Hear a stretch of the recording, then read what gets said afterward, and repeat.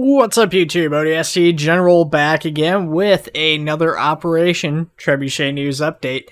And today, guys, we are going to be talking about a few different things. A number of things to show off, both with the main mod as well as a ton of awesome community content this week. So starting us off with the main mod, we start on the smaller side. Although it is a little bit bigger than what it should be, we have the traffic cone, which Milton is currently working on getting into the game. Hopefully Milton will finish this, and this is a little bit of very intentional teasing at Milton's part, which most people in the community will understand. He needs to get a blue name, so Milton, please finish this project. Please. I kid, of course, now. I am excited for the cone. I've said this before. I do like small assets like that. It might not be game-changing. It might not be what the vast majority of people even care about.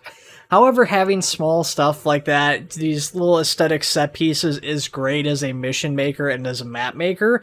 I might not use traffic cones while I'm making a terrain, but for missions and stuff, it really just is one of those small things that helps make it feel like it's Halo. It just kind of sells the universe, as it were. A little bit more game-changing, however, is our next piece, which was created by Jedi Nick and is being implemented by Thomas. We have the M247H modified variant, which George wielded in Halo Reach. Now, this gun is something that you guys will have seen throughout the campaign at various points, but basically it's an M247H with various modifications that the standard M247H does not have. Now, with this particular weapon system, obviously it's carried differently than a normal firearm, which we don't see in the case of these particular images. I don't know if Thomas or anybody else on the Operation Trebuchet dev team currently has the ability for this to be carried like George would carry it, or like most normal people would probably want to carry this.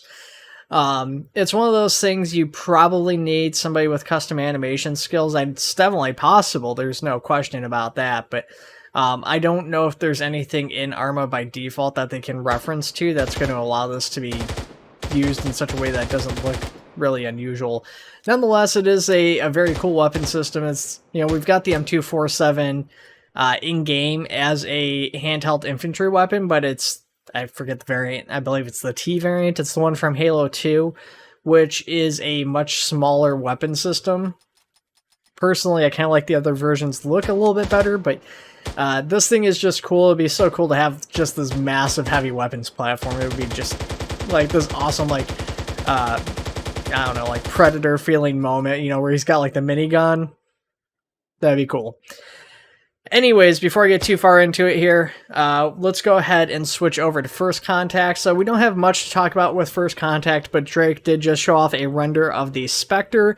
Now, this doesn't show any of the weapons attachments or any of the other modules. As we've talked about previously, there is going to be a number of different variants of the Spectre coming out.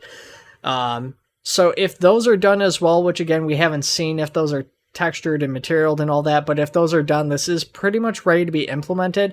And if that's the case, Thomas can probably do this fairly quickly because he's already done the Wraith tank, so he's gotten a lot of the hard work of trying to tweak a hover vehicle and how the weapons and stuff work out of the way. Of course, I'm not exactly sure if that's going to be the case or not, but it'll be interesting to see this thing completed. It'll be nice, I think, for a lot of Covenant groups and even just people who face the Covenant a lot to have a alternative to the Warthog, and that's going to be great. No more necessity to have retextured purple Warthogs. You know who you are. Okay, so then we're going to go ahead and move on to community. And starting us off with community, we actually have to make kind of a correction to a previous video. So Demonic showed off a new work-in-progress weapon system for the 12th Marine Division. I previously accidentally called them the 12th Mountain Division. They are the 12th Marines. Anyways, Demonic has shown off a new weapon system that he's working on for them. This thing is very early work in progress from what he told me. It still needs config work and stuff like that. Aesthetically, I don't know if there's any plans to potentially change it, but right now it feels kind of like a cross between a DMR and like a light machine gun. I'm trying to think of what light machine gun it reminds me of. It kind of reminds me somewhat of like a vanilla, like Arma 3 thing, like maybe the Zafir or something like that.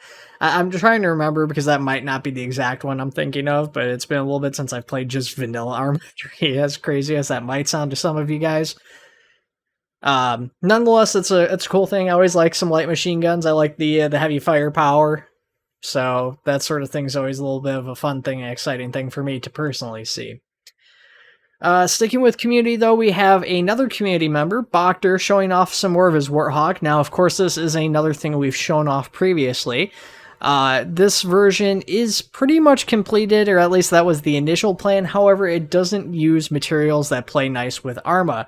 So Bokter's going to have to unfortunately go back and redo the textures and materials for this in all likelihood to make it more compatible with Arma. Now, I don't believe that he intends to put this in the game himself. However, I do believe that he plans on contributing this to Operation Trebuchet, provided they're willing to take it.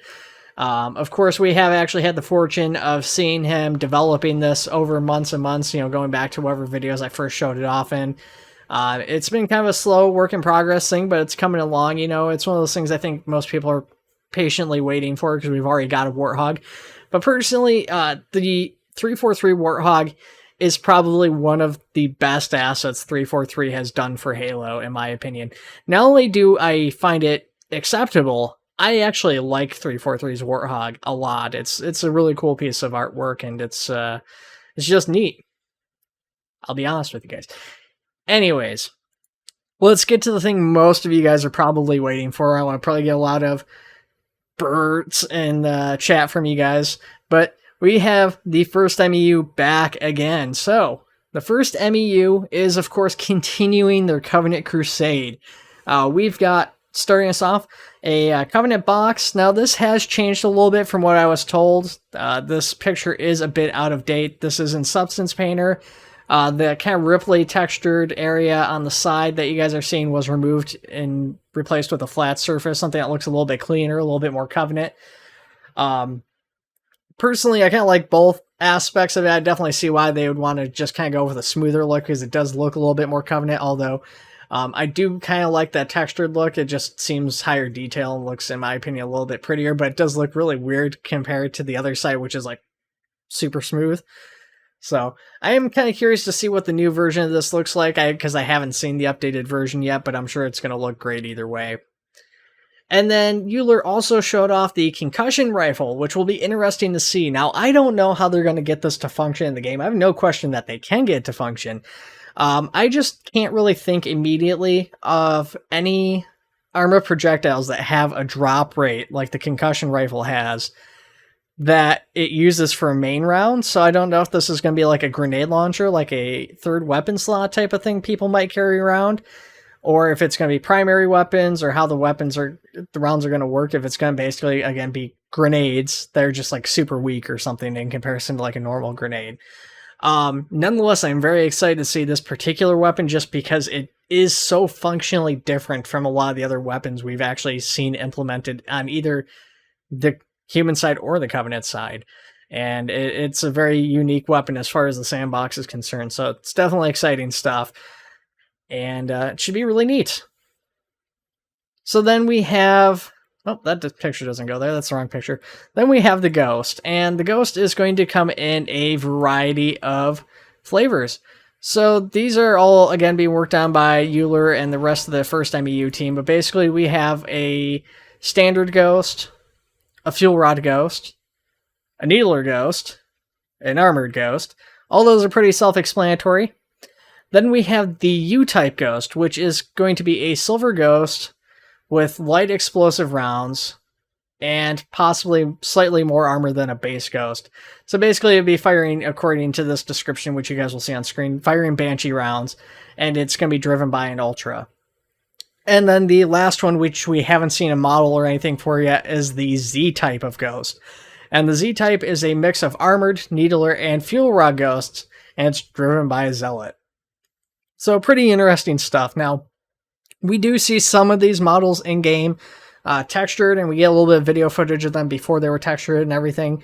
The Armored Ghost looks really great. It's basically a banished ghost, so with a little bit of retexturing when they get brutes in, because I'm sure they're planning to add brutes, even if just on a normal human skeleton.